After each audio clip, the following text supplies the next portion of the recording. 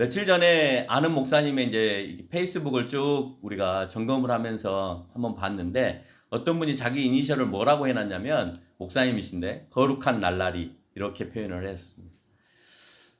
그 단어를 보고 한참을 고민을 했습니다. 거룩한 날라리? 거룩한 날라리라고 왜 했을까? 목사님이 자기의 이니셜에다가 거룩하고도 싶고 날라리 같고도 싶고 그러니까 자유롭게 살고도 싶고 거룩하게도 살고 싶고 두 가지가 다 내포되어 있다라고 하는 것을 그 문장 안에서 느낄 수가 있어요. 사람은 하나님의 백성으로서 하나님과 더불어 살아야 되니까 거룩해야 돼라고도 우리가 생각하면서 살 수 있지만 한편으로는 막 자유롭게 살고 싶은 그 열망이 우리 가운데 늘 있는 것 같아요. 그래서 참 모순적인 단어를 함께 사용함으로 해서 본인이 생각하고 있는 마음을 표출해 놨구나라는 생각을 하게 됐습니다. 오늘 레위기서를 잘 이해하려면 출애굽기 3장 18절을 잘 이해해야 합니다. 그래서 출애굽기서에 있는 내용을 가지고 레위기가 어떻게 끄집고 올라오느냐 하는 것을 우리가 이해를 해야 되는데 출애굽기 3장 18절은 이렇게 시작합니다. 그들이 내 말을 들으니 너는 그들의 장로들과 함께 애굽 왕에 이르기를 히브리 사람의 하나님 여호와께서 우리에게 임하신즉 우리가 우리의 하나님 여호와께 제사를 드리려 하오니 사흘 길쯤 광야로 가도록 허락하소서라고 되어 있습니다. 그리고 레위기 마지막 장 27장 34절에는 이렇게 말합니다. 이것은 여호와께서 시내산에서 이스라엘 자손을 위하여 모세에게 명령하신 계명이니라고 표현을 하고 있습니다. 그 사람들이 애굽에서 나온 이유가 뭐냐 하는 것을 오늘 잘 보여주고 있는 거고요. 오늘 레위기서는 누구를 위해서 내가 만들어놨냐 하는 것을 레위기 27장에서 설명을 해주고 있습니다. 다시 말해서 레위기서는 우리가 생각할 때 레위인들이나 제사장들을 위해서 쓰여진 내용으로 우리가 생각할 수 있는데 그게 아니라 레위기서 27장 34절의 마지막에 우리가 그 말씀에서 알 수 있듯이 이스라엘 자손 하나님의 백성을 위해서 만든 책이다라는 거예요. 그래서 사실은 레위기서를 잘 읽어보면 레위인들이나 제사장들이 어떻게 해야 되고 무엇을 갖춰야 되고 하는 내용들이 사실은 적습니다. 이스라엘 백성 전체가 제사를 어떻게 지내야 되고 어떻게 거룩하게 살아야 되고 하는 백성들을 향한 메시지가 더 많이 깔려 있다라고 하는 거예요. 그래서 엄격히 말하면 레위인과 제사장을 위한 글이라기보다는 하나님의 백성들을 위한 책이다라고 하는 것이 맞다라고 하는 겁니다. 우리는 출애굽을 포로된 이스라엘 백성들을 애굽에서 구원하는 관점에서 보는 경우들이 너무나 많습니다. 그리고 그것이 결국 틀렸다라고 볼 수는 없습니다. 그러나 앞서 위에서 설명한 본문의 관점에서 출애굽은 이스라엘 백성들이 하나님을 섬기기 위해서 애굽에서 나오는 것. 그래서 하나님은 그들을 백성 삼으시고 그 백성을 평범하게 이끌어가는 것이 아니라 하나님의 백성으로 이끌어가고자 하는 그 의도가 담겨 있음을 우리가 알 수가 있습니다. 그들은 출애굽기 19장에서 성막 이전에 시내산에서 성소를 만들고 여호와 하나님을 만나는 장면을 우리가 볼 수 있죠. 그러니까 성막을 만들기 전에 이스라엘 백성들은 하나님을 어떻게 만났냐? 시내산에서 만납니다. 성막이 없었습니다. 그래서 하나님을 만나는 장소를 뭐라고 얘기하냐면 성소라고 얘기를 합니다. 그래서 우리가 성소로 들어갑니다라는 그런 복음송을 부르잖아요. 그건 어느 장소로 들어간다는 의미가 아니라 하나님을 만나는 곳, 그곳의 장소이면 만나는 곳이면 그게 성소가 된다라고 하는 거예요. 그러나 우리가 찬양으로 부르는 성소의 개념과 과거 구약 성경에 하나님을 만나기 위해서 만났던 그 장소의 개념은 분명히 다른 것입니다. 계명을 주시고 또 애언을 주시고 메시지를 전달하는 그런 개념에서 오늘 우리가 흔히 그냥 내 개인적으로 만나는 그 장소의 개념의 성소의 개념은 조금 다르다라고 하는 것을 여러분이 기억을 하시면 되겠습니다. 그리고 지금까지 필요 없었던 그 성막, 지금까지 없었죠? 필요 없었기 때문에 이스라엘 백성들은 성막 없이 살았었습니다. 그러나 출애굽기 25장부터 40장에 걸쳐서 그들은 이제 성막을 만들 준비를 하고 성막을 만들어가고 있는 모습을 우리가 알 수가 있습니다. 성막은 하나님이 머무르게 하는 하나님을 위한 장소일까요? 아니면 인간들이 의지하고 은혜를 얻기 위한 장소일까요? 우리가 고민을 한번 해볼 필요가 있습니다. 성막은 누구를 위한 장소입니까? 준비된 성막에 하나님께서 특별히 그곳에 임재하심이 별 의미가 없다고 본다면 분명 성소에 임하신 하나님은 이스라엘 백성을 위한 것이라는 결론을 우리가 내릴 수밖에 없습니다. 그게 있음으로 인해서 이스라엘 백성은 든든하고 그게 있음으로 인하여서 의지가 되어지고 그게 있음으로 인하여서 이스라엘 백성들이 힘이 되어지는 거예요. 교회는 하나님이 이곳에 거하기 위해서 우리가 만들어 놓은 예배의 장소가 아니에요. 하나님이 임재하시는 장소라는 개념보다는 우리의 위로의 장소이고 우리가 의지하는 장소이고 우리가 회복되어지는 장소의 개념이 더 강해요. 그런데 그걸 반대로 생각해서 하나님이 계시는 집과 같은 의미로서 우리가 교회를 생각한다면 그것은 좀 다른 뉘앙스다. 분명 우리가 신학적으로 말하는 교회, 그러니까 우리 안에 우리가 성전이고 이 성전들이 모여서 임하는 그 교회의 개념, 보이지 않는 무형적 교회의 개념에서의 교회는 하나님이 임재하시는 교회인 것이 맞습니다. 그러나 유형적인 교회, 건물로서의 교회는 하나님의 임재의 개념보다는 인간의 위로와 평안을 주기 위한 장소의 개념이 더 강하다라는 것을 우리가 알 수가 있어요. 여러분은 내 얘기를 하면 무엇이 생각이 나세요? 뭐가 생각납니까? 어떤 단어들이 생각이 나세요? 그 모든 것들이 제사장들이나 레위인들만을 위한 법들이 아니었다는 거예요. 그 모든 것들은 다 백성들을 위해서 주어지는 것이라는 거예요. 백성들 너희들이 도덕법을 지켜야 되고 백성들 너희들이 정결법을 지켜야 되고 백성들 너희들이 모두가 함께 나와서 제사를 지내야 되고 또 죄에 대한 고백을 해야 되고 제물을 드려야 된다는 것이지 레위인들만 그래라 제사장들만 그래라 라고 하는 내용은 아주 극히 극소수 부분적으로만 등장하고 있다는 거예요. 이끌어가는 리더의 입장에서 해야 될 그 사명에 있어서만 설명을 하고 있는 것입니다. 레위는 연합하다는 의미입니다. 레위의 히브리서의 원래 원뜻은 연합하다라는 뜻입니다. 이 제목은 히브리인들이 사용하는 원래 성경책의 제목이 아니었습니다. 히브리인들이 사용하는 토라라고 하는 성경에는 레위 이렇게 되어 있지 않습니다. 이거는 70인역이라고 하는 헬라어 성경이 있는데 그 헬라어 성경을 히브리어 성경으로 바꾸면서 레이티콘이라고 하는 단어를 사용하게 되는데 이 레이티콘이라는 단어에서 레이를 뺀 겁니다. 그래서 레이티콘이라는 단어가 레인들의 것들이라고 표현이 되어 있는데 레인의 것들이라고 하지 않고 우리는 번역해 오면서 레이기라고 표현하고 있는 것입니다. 원래 이스라엘 사람들이 사용하고 있는 토라의 제목은 뭐냐? 바이크라입니다. 바이크라는 그가 부르셨답니다. 여기서 그가라고 하는 것은 여호와를 의미하는 것이고 여호와가 이스라엘 백성을 부르셨다라고 하는 의도로서 바이크라라고 하는 제목이 원래 레위기서의 원 제목이다라고 하는 거예요. 그러면 오늘 레위가 말하고 있는 연합의 개념이나 바이크라가 얘기하고 있는 그가 부르셨다는 개념이 공교롭게도 우리가 신약 성경에서 얘기하고 있는 에클레시아 밖에서 부르시다라고 하는 의미하고 같다라는 것을 우리가 알 수가 있습니다. 그래서 성막은 신약으로 와서 교회의 전형적인 모형으로서 구약 성경에 있는 것을 우리가 언급을 하고 있고 그래서 구약의 교회의 모형이 어디 있냐라고 얘기할 때 성막을 얘기합니다.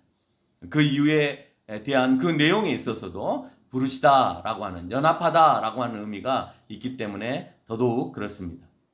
따라서 구약의 교회의 모형으로 광야의 성막은 애굽에서 나온 백성들이 애굽의 풍습을 벗고 특별한 부르심의 백성들로 어떻게 연합하게 할 것인가에 대한 예배의 삶으로서의 지침이라고 우리는 볼 수가 있는 것입니다. 이 예배와 삶의 핵심은 정결을 통한 거룩이었습니다. 이런 차원에서 레위기서는 그 구원을 이루게 하는 핵심인 정결을 크게 두 가지로 구분하여서 설명을 합니다. 어떻게 설명하냐? 첫째는 제사를 통한 예배의 정결함이었습니다.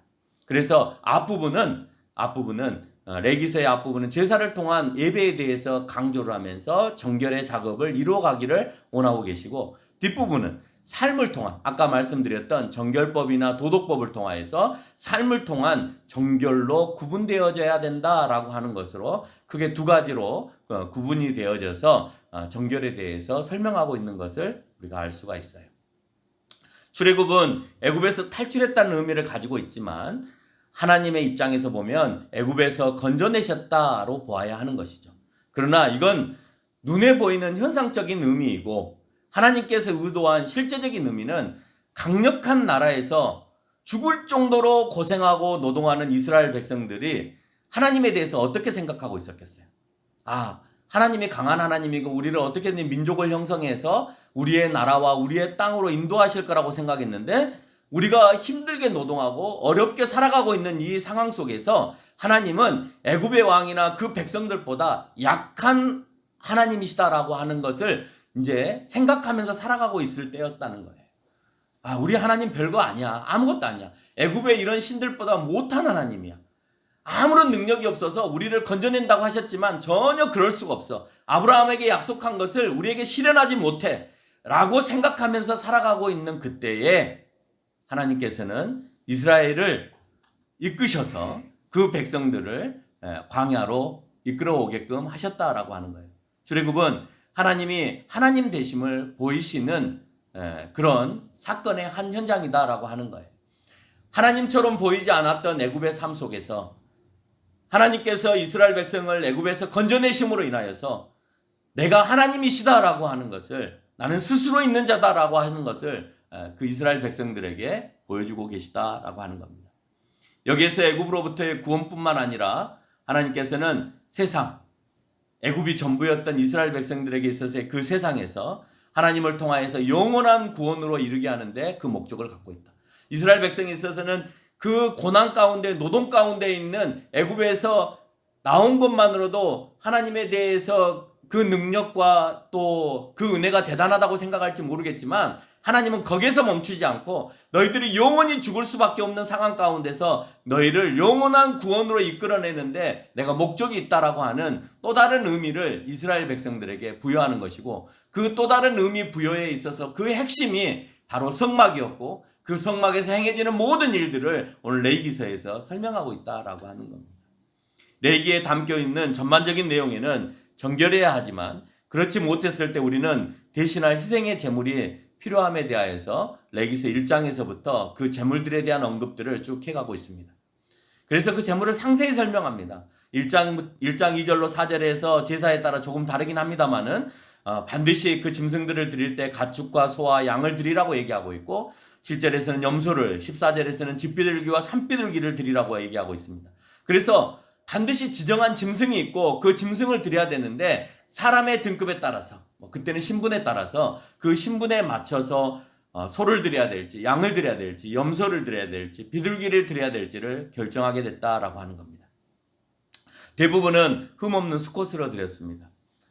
그리고 좀 능력이 없는 사람들은 암컷으로 드렸다라고 그렇게 되어 있습니다.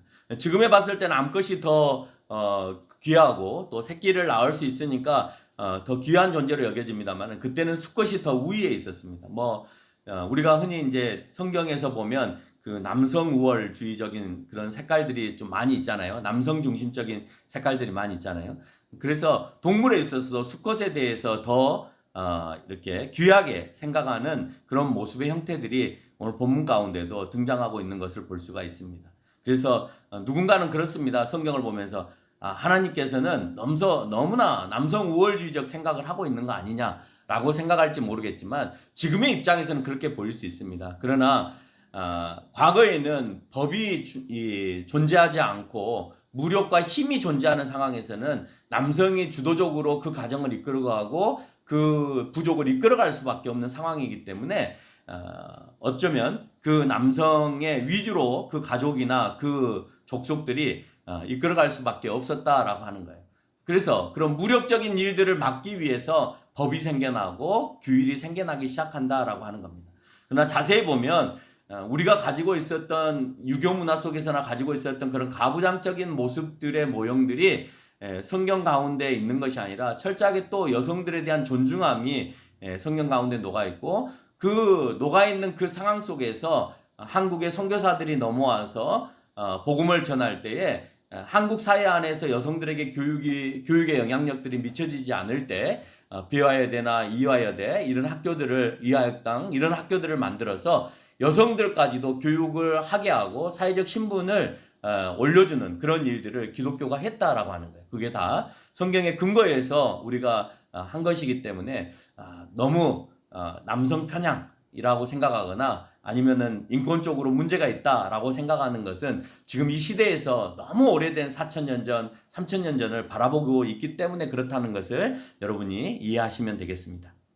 그래서 우리는 가끔 성경에서 뭐 소를 드려라, 양을 드려라, 염소를 드려라, 집비둘기를 드려라, 산비둘기를 드려라 이렇게 얘기를 할 때 우리의 삶 속에서 그렇습니다. 우리가 이렇게 했으면 좋겠습니다. 이렇게 했으면 좋겠고 이렇게 하면 될 것 같습니다라는 이제 얘기들을 합니다. 그럴 때 보면 우리가 한번 이 본문을 통해서 고민해봐야 될 것들이 있다는 거예요. 그게 뭐냐? 하나님께서 이렇게 하기를 원하는 데 있어서 이거면 어떻고 저거면 어떻냐 이런 생각들이 세상 가운데 좀 많이 만연되어 있어요. 지금의 이 시대에는 뭐 소면 어떻고 양이면 어때? 암양이면 어떻고 순양이면 어때? 순염소면 어떻고 암염소면 어때? 이런 생각들이 굉장히 많아요. 이거 아니면 뭐 이럴 수도 있는 거지 라는 생각들을 하는 경우들이 너무나 많이 있는데 그것 자체가 사실은 공동체를 훼손하는 그런 모습들이다라고 하는 거예요.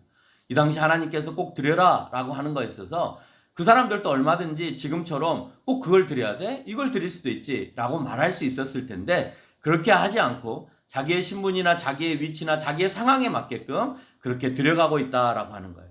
뿐만 아니라 본인의 능력이 없어서 비둘기마저 드릴 수 없을 때에는 오늘 레위기서 2장 1절과 5장 11절에서 얘기하는 것처럼 고운 가루 2리터 정도를 그의 죄의 값으로 내게 하셨다라고 하는 것을 우리가 알 수가 있습니다.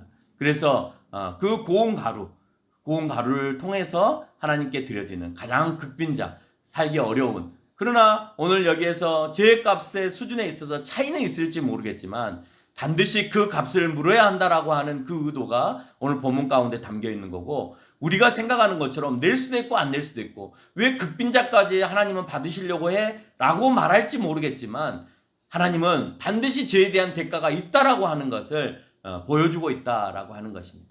인간적으로 말이 안 되죠. 먹고 살기도 어려운 그 사람에게 너 밀가루라도 내 라고 말한다는 것은 정말 인간적으로 보면 끔찍한 소리이고 말도 안 되는 소리일지 모르겠지만 더 끔찍한 소리는 우리가 죄로 인해서 죽을 수밖에 없다는 것이 사실 더 끔찍한 소리라고 하는 것. 하나님의 은혜를 누리는 사람은 그것이 아까울 수 없는 거고요. 어떻게든 내가 드리고 싶은 그 마음들이 더 강력해지는 것이지 드릴 수도 있고 안 드릴 수도 있다라는 마음으로 그렇게 살아가지 않는다라고 하는 거예요. 벌써 그 마음을 가지고 있다는 그 마음 자체가 오늘 하나님 앞에서 내가 불편한 심령으로 예배를 드리고 있다라고 하는 것을 보여주는 것입니다. 제물과 예배는 하나님께 기뻐 받으실 수 있도록 드려져야 된다라고 하는 것을 오늘 본문에서 충분히 설명하고 있다는 거. 오늘 그 내용들을 읽으면서 우리가 느껴야 되는 게 그런 거예요. 우리가 어떻게든지 기쁘게 우리가 할 수 있는 범위 내에서 최선을 다해서 이럴 수도 있고 저럴 수도 있는 것이 아니라 원래 우리가 가지고 있는 공통의 그 규율과 그 규칙들을 준수하면서 살아가는 것이 옳은 것이다 라고 하는 것을 우리가 기억해야 된다는 것입니다. 현대사회는 이러면 어떻고 저러면 어떻고에 사로잡혀 있습니다. 하나님과 교회 공동체 입장이 아닌 개인의 입장으로 살려고 하는 경향이 너무나 많습니다. 이는 현대의 다양한 생각들이 불러일으키는 포스트 모더니즘이라는 사고방식 속에서 흘러나오는 거예요. 이 생각도 옳고 저 생각도 옳고 어느 한편에서는 포스트 모더니즘 사고가 우리 가운데 필요합니다. 다양성이 필요하죠. 어떤 하나의 획일적인 생각이나 획일적인 방법만 가지고 살아가는 것이 옳지는 않습니다. 그러나 그게 모든 곳에 다 적용이 되어서는 안 된다라고 하는 거예요.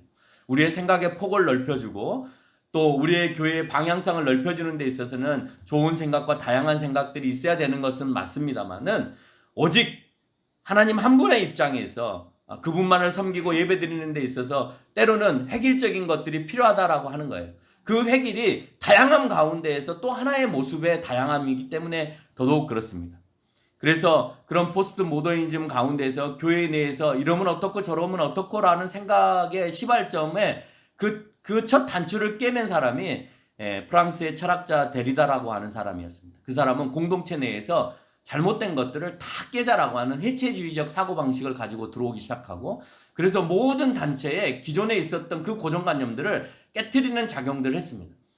100% 다 나쁜 것은 아니었습니다만은 중요한 것은 지켜야 되고 또 보존해야 되는 것들도 있다는 것이에요. 그러나 우리는 그것을 분별하지 않고 모든 것을 다 깨는 데 목적을 갖고 있다는 것에 문제가 있다는 것입니다.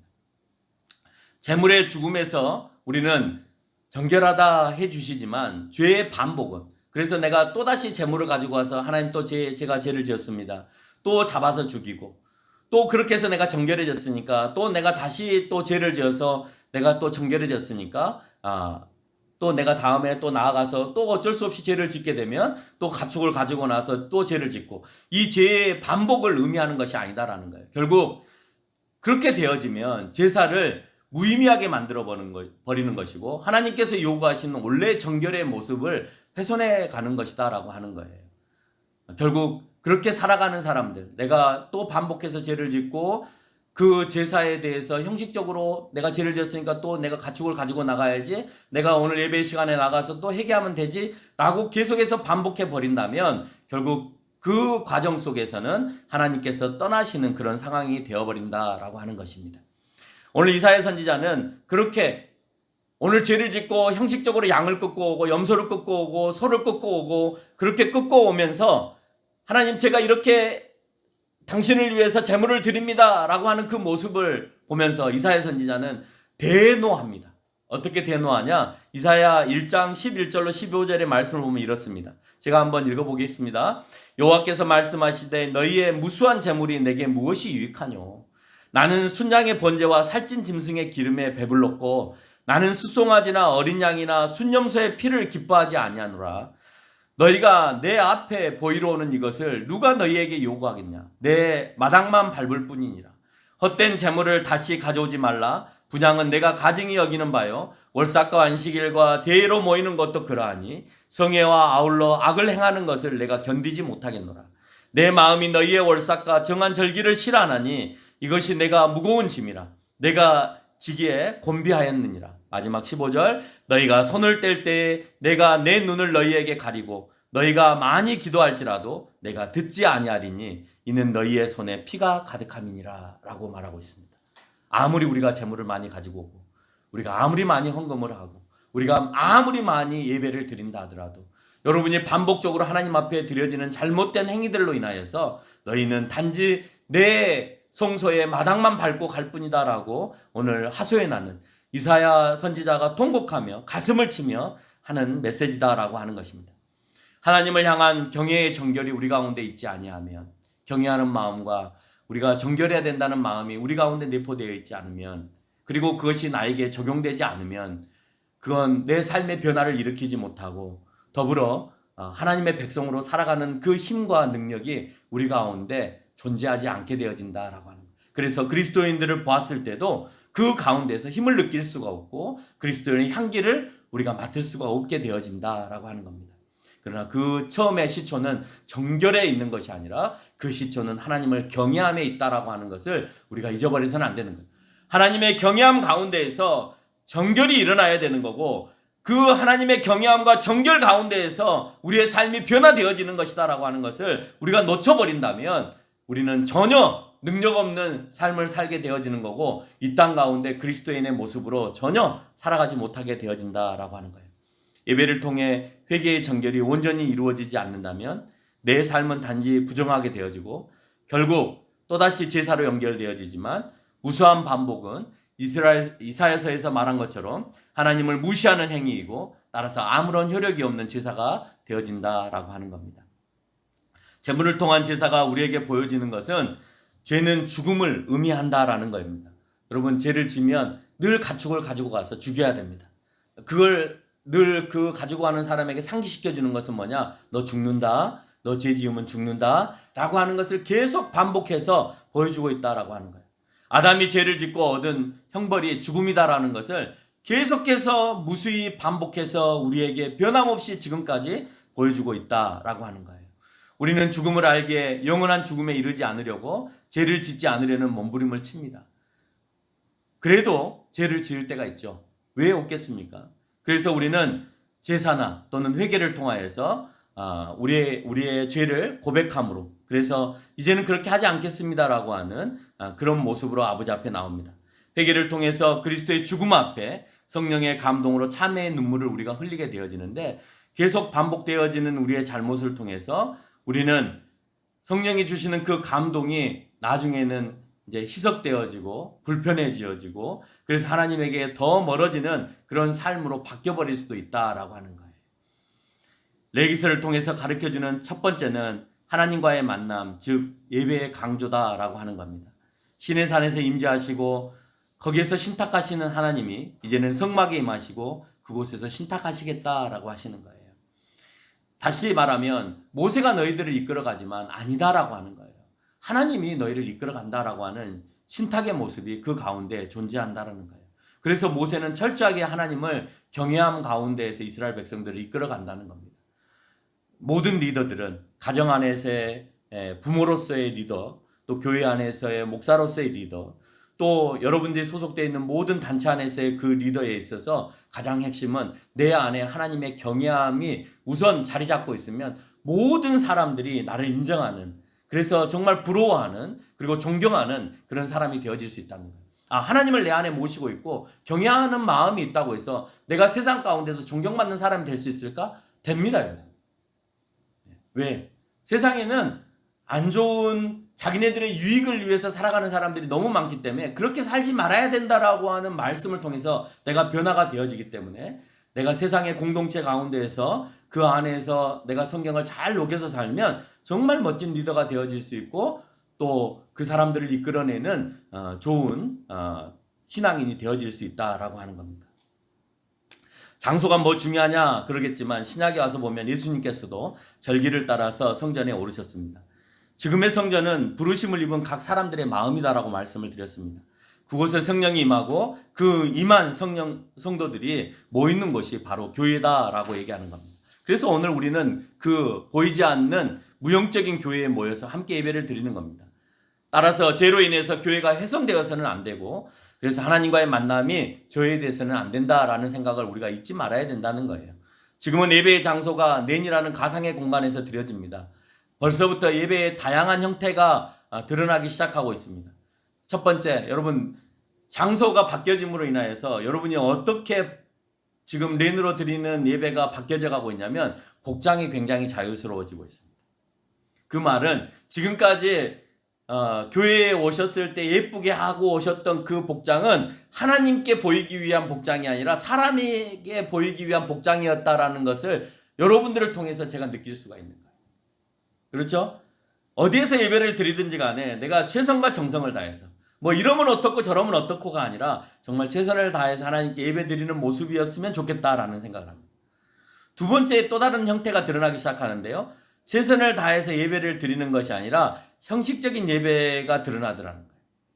그래서 아무 곳에서나 정말 내가 예배를 드려야 되겠다라고 하는 장소에서 드리는 것이 아니라 아무렇게나 아무 곳에서나 드려지는 이런 예배의 형태. 뭐 이러면 어때? 내가 드리면 됐지? 라고 하는 생각들이 너무 지배적이더라는 거예요. 저도 이번에 수요일날 예배를 드릴 때 어디를 가고 있는 중이어서 예배를 드려야 되는데 이게 목사가 아무렇게나 예배 드리면 안 되잖아요. 적어도 제가 모범이 돼야 되잖아요. 그러니까 정말 그 시간에 맞춰서 딱 어디에 모여서 예배를 딱 드려야 되잖아요. 차 안에서 드리기도 너무 불편하고 목사이기 때문에 더 불편한 것 같아요. 모범이 돼야 되는데 그렇게 할 수가 없잖아요. 그러니까 정말 그 시간에 맞춰서 휴게소에 싹 들어가서 아무 사람도 없는 곳에 한쪽에 그 식탁에 가족들이 딱 둘러 모아가지고 그곳에서 이제 예배를 드리는 겁니다. 이렇게라도 해야 된다라는 거죠. 아무리 그것이 형식적이고 뭐 그렇게 하면 어떻고 저렇게 하면 어때? 라고 우리가 말할 수 있을지 모르겠지만 아무래도 그렇게 예배를 드리면서 내 마음의 준비가 되어지고 예배에 적극적인 동참이 이루어지는 것인데 내가 막 예를 들어서 막 운전하고 있고 막 얘들은 뒤에서 시끄럽게 떠들고 있고 뭐 이러면은 그게 내가 봤을 때는 제 스스로가 형식적인 예배인 것 같고 마지못해 드려지는 예배라는 생각이 들더라고요. 그러니까 그러면 안 되겠구나. 나부터 그러면 안 되겠구나 라는 생각을 하게 되어서 그래서 그 장소를 찾기 위해서 그 시간에 맞춰 휴게소에 들어가려니까 쉽지 않더라고요. 그리고 사람들이 막 떨어져 있고 이렇게 모여서 예배드리고 이런 것을 사람들 다 싫어하잖아요. 지금 휴게소 가보시면 아시겠지만 사람들이 모여있는 것 자체를 싫어해요. 그러니까 그것 가운데서 예배를 드려야 되니 얼마나 이제 어렵지만 그렇지만 또 스피커를 켜놔야 되잖아요. 한 휴대폰으로 이제 드려야 되니까 스피커도 켜놔야 되는데 사람들이 듣는 거예요. 지나가면서 자꾸 우리를 쳐다보는 거예요. 거기에서 목사님이 이제 윤 목사님이 설교하셨는데 설교 말씀들이 나오는데 그 소리를 보고 그냥 지나가면 되는데 그 소리가 이제 들리니까 사람들이 이렇게 쳐다보는 거예요. 찬양 소리도 그냥 켜놨습니다. 들으라고 일부러. 그러면 누군가는 오늘 예배를 안 드리고 그 휴게소에서 그냥 지나가는 행인 2로 지나가는 사람들이 마음에 좀 뜨끔함이 있지 않을까 그런 생각을 했어요. 좀 멀리서나마 그래 저렇게라도 예배를 드려야 해 라는 마음이 들게 하기 위해서라도 내가 여기서 소리를 좀 켜놓고 다른 사람이 불편하지 않을 정도로만 소리를 켜놓고 같이 예배를 드렸으면 좋겠다는 생각을 했어요. 아마 지나가는 사람들 중에는 아마 그런 마음을 가진 사람이 적어도 한 명은 있었을 것 같아요. 수십 명이 우리 앞을 지나갔지만 그 지나가는 사람 가운데 더군다나 뭐 한복판에서 우리가 드릴 수가 없고 한쪽의 기퉁이에서 사람들이 많이 오가지 않은 곳에서 우리가 예배를 드렸음에도 사람들이 지나가는 모습들이 여럿 우리 눈 가운데 이렇게 비치게 되었다는 거예요. 뭐 그래도 우리가 최선을 다해서 여러분 이슬람 사람들이요 정말 하루에 3번씩 이슬람 사원을 위해서 그 기도를 하잖아요. 내가 전에도 한번 말씀을 드렸지만 동부 간선도로를 타고 이렇게 내려가는데요.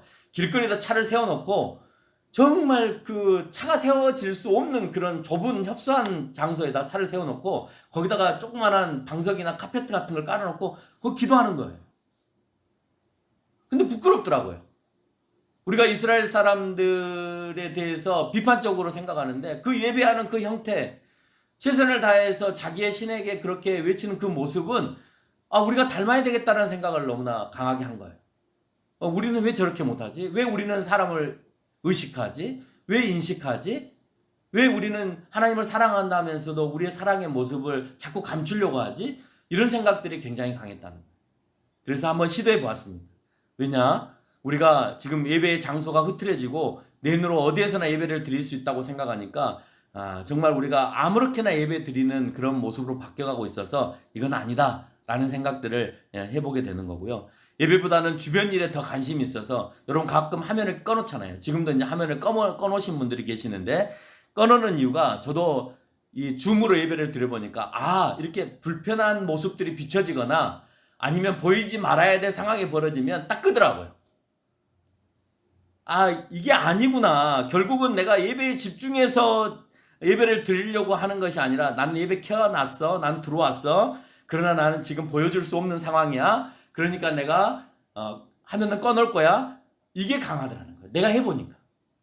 여러분 그렇습니까? 안 그렇습니까? 그렇죠? 네, 그래서 우리의 이 모습들이 정말 우리가 줌으로 어떻게 함께 모여서 드릴 수 없는 그런 예배의 상황이긴 하지만 그렇지만 우리의 마음의 자세는 또 마음의 중심은 하나님께 있잖아요. 우리가 최선을 다해서 해야 되는 거고 우리가 예배당에 와서 예배를 드릴 때는 무슨 일이 벌어져도 예배에 집중하는 것이지 막 예배 시간에 움직이거나 뭐 자기의 잡다한 일들을 하기 위해서 움직이고 일어나고 그러지 않잖아요. 그거는 비단 교회에서만 일어나는 일들이 아니라 여러분이 어느 단체에서 어떤 회의를 하거나 뭐 교육을 받거나 무슨 일을 하든지 간에 그 시간만큼은 움직여서는 안 되는 거고 함께 그 일에 동참해야 된다는 거예요. 그게 사람과 사람이 살아가는 데 있어서 그 관계를 유지하는 데 굉장히 중요한 우리의 행동의 양태다라고 하는 것입니다. 히브리서 9장 11절로 12절에서 말하고 있는 예수님의 희생을 통해서 우리는 그분의 모습을 본받게 되어집니다. 그분의 헌신과 그분을 기억하는 예배가 우리 가운데 담겨 있어야 되고 그리고 이 죄 문제가 해결되면서 우리는 안식과 평안을 누리게 되어진다라고 하는 거예요. 우리의 평안은 어디에서 있느냐? 예수 그리스도의 헌신적 죽음 안에서 그분을 기억하는 예배 안에서 그래서 우리가 죄 문제가 해결되어졌다라고 하는 이 마음 안에서 우리가 평안이 이루어지는 것이지 여러분이 잘 되고 못 되고 그리고 뭐가 되고 안 되고의 개념에서 우리가 평안이 이루어지는 것은 아니다라고 하는 겁니다. 결론을 맺겠습니다. 성막은 잃어버렸던 여호와 하나님을 만나는 것입니다. 그 만남에는 제사와 예배를 통한 거룩이 수반되어야 한다라고 하는 것이 필수 조건입니다. 그리고 이웃을 향한 손해나 피해를 주지 않는 정결한 사랑과 사랑과의 관계에 그 정결한 삶이 요구되어집니다. 사실 온전한 예배가 우리 가운데 이루어지면 이웃에게 손해와 피해를 끼칠 수가 없습니다. 내가 정결하게 살아야 되기 때문에 그렇습니다. 그것이 재물이 들어가서는 안 되는 맛을 잃어가는 오늘 레위기 2장 11절에서 말하고 있는 누룩과 꿀이어서는 안 된다라고 하는 것이고요. 재물을 상하지 않게 하기 위한 오늘 레위기서 2장 13절로 15절에서 말하고 있는 소금이나 기름의 역할이어야 된다라고 하는 것을 우리에게 말씀하고 있습니다. 세상에서 우리가 소금과 기름이 되는 것은 온전히 예배드리고 이웃에게 모범이 되어지는 정결한 삶을 살아내는 것입니다. 우리에게 거룩을 변제시키는 일에 소금과 기름과 같은 역할이 주어졌다라고 하는 것이에요. 내가 소금인지 누룩인지 우리가 찍어 먹어봐야 아는 것이 아니라 성결한 삶을 통해서 증명되어져야 된다라고 하는 것이에요. 거룩은 죄로 인해 부정했던 내가 거룩하신 하나님께로 돌아오는 것이지만 하나님께서 원하시는 진정한 거룩은 이미 하나님께서 주신 거룩을 지켜내는 것이다라는 거예요. 그 사실을 우리가 기억하면서 살아가는 저와 여러분이 되시기를 바랍니다. 기도드리겠습니다. 참 고마우신 주님 감사합니다. 오늘 말씀을 통하여서 우리는 장소적인